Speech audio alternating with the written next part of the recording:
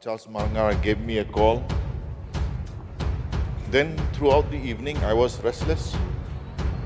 Even though I used to be a very early sleeper, evening I was restless.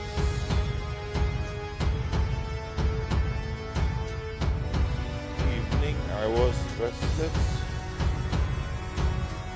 Evening I was restless. Till 12 o'clock, midnight, I could not sleep. I took out my mobile, go to YouTube, type Dr. Ricky Sincon. The first thing that came is his sermon.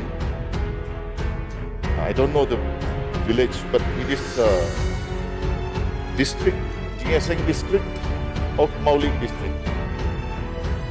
And the topic of his sermon was also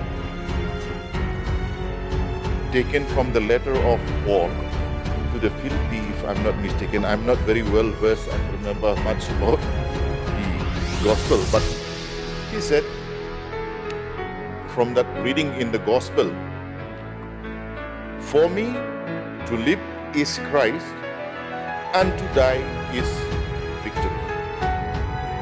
Something like that, that reading which he took.